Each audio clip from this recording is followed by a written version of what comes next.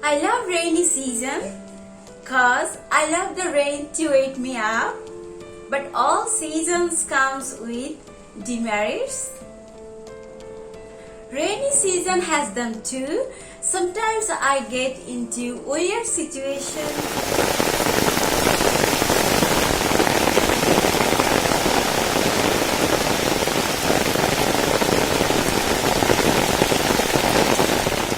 Assalamualaikum. Hi everyone.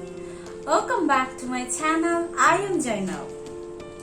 I hope all are having an amazing day. So guys, I'm showing today 5 basic essential things to carry on rainy days. So guys, let's get started.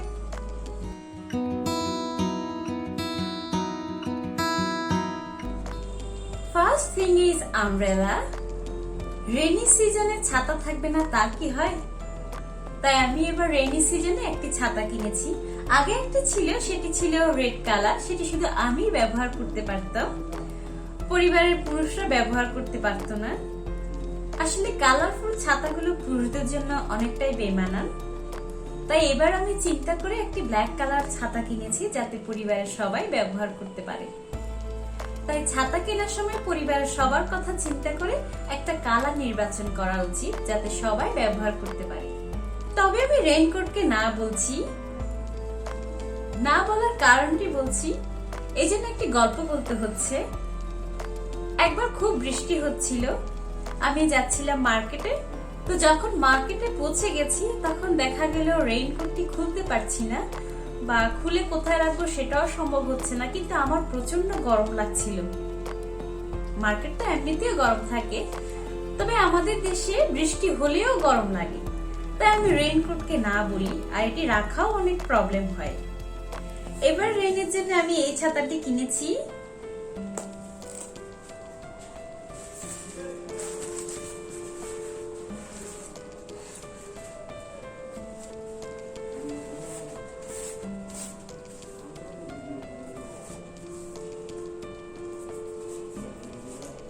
Okay, and the second item is slipper. বর্তমানে আমরা সবাই প্রায় sleeper পরতে পছন্দ করি, আর এই স্লিপারটি অনেক বেশি কমফোর্টেবল যেহেতু এটি একটি সফট। এই টাইপের স্লিপার কিনলে আপনি সহজেই পরতে পারবেন এবং জামা কাপড়েও কাদা লাগবে না। Third thing is small towel. টাওয়েলকে অ্যালাউ করছি কারণ টাওয়েল অনেক বেশি পানি শোষণ করতে পারে, টিস্যু তেমন একটা পানি শোষণ করতে পারে না। এই ধরনের একটি স্মল টাওয়েল ব্যাগে রাখা ভালো। এটি অনেক সফট এবং অনেক বেশি পানি শোষণ করতে পারবে। আপনি খুব সহজেই বৃষ্টির পানি মুছে নিতে পারবেন। Fourth item is extra cloth. Extra ক্লথের কথা বলছি কারণ অনেক সময় দেখা যায় অনেক বেশি বৃষ্টি হচ্ছে, সে কারণে আপনার জামা কাপড় ভিজে যেতে পারে। আর আমি যখন স্টুডেন্ট ছিলাম তখন আমি দেখেছি জামা কাপড় ভিজে যায়, সবাই দেখি ফ্যানের নিচে বসে জামা কাপড়গুলো শুকানোর জন্য। তো আমার মনে হচ্ছে এরকম না করে যদি আমরা এক্সট্রা কাপড় রাখি তাহলে সেটি পরে নিলে খুব সহজেই আপনি বৃষ্টির ভেজা থেকে রক্ষা পেতে পারবেন। এক্সট্রা ক্লথ আপনার ব্যাগে নেওয়ার সময় অবশ্যই খেয়াল রাখবেন যাতে কাপড়গুলো খুব ভারী না হয়, তাহলে হবে কি ব্যাগ ভর্তি হয়ে যাবে, অনেক ওজন মনে হবে। তাই একটু হালকা টাইপের কাপড় নেওয়া ভালো। এছাড়াও যখন আপনি বৃষ্টির দিনে বের হবেন একটু চাইবেন ব্ল্যাক টাইপের কাপড়গুলো পরার জন্য যাতে কোনো ওয়ার সিচুয়েশন না হয়। ভেজা কাপড় যদি আপনি পরে থাকেন তাহলে দেখা যাবে আপনার ঠান্ডা লেগে গেছে, সে কারণে আমার মনে হচ্ছে এক্সট্রা কাপড় নিয়ে গেলে ভালো। And the last item is extra bag or waterproof bag.